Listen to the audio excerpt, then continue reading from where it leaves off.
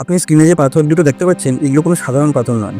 যখন আশেপাশের লোকেরা এই পাথর দুটোকে তোলার চেষ্টা করে তখন দেখা যায় এটি তারা তুলতেই পারছে না, কারণ এটি সেই পাথর মহাভারতের যুগে ভীম এই দুটি পাথর নিয়ে কাঞ্চার খেলতেন। হ্যাঁ, এই একটি পাথরের ওজন প্রায় 6 মণ, অর্থাৎ 244 কেজি। আর পাশেরও দ্বিতীয় পাথরটার ওজন প্রায় 360 কেজি। এখন আপনি ভাবতে পারেন, এত ভারী পাথর দিয়ে যদি ভীম কাঞ্চা খেলতো তাহলে তার উচ্চতা কতটা, তার হাত কত বড় এবং তিনি কতটা খেতেন। কথিত আছে অজ্ঞাতবাসের সময় পাণ্ডবরা যেখানে যেখানে ছিলেন সেখানেই তারা নিজেদের ছাপ রেখে গেছেন। ঠিক তেমনই একটা জায়গা হলো উত্তরাখণ্ডে হনল নামক জায়গা, যেখানে ভীমরা কিছুদিন অবস্থান করেছিলেন। এখানে মহাদেবের একটি মন্দির আছে আর চত্বরে রয়েছে এই গোল দুটি পাথর।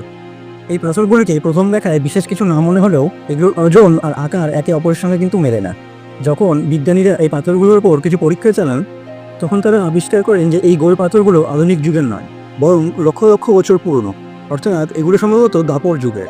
এই মন্দিরের পুরোহিতরা বলেন এগুলো সাধারণ কোনো পাথর নয়, দেখে মনে হয় এগুলো কোনো অজানা ধাতু দিয়ে তৈরি, যেগুলো দিয়ে ভীম কাঞ্চা খেলতেন। চলুন এবার সবাই কমেন্ট বক্সে লিখুন হর হর মহাদেব।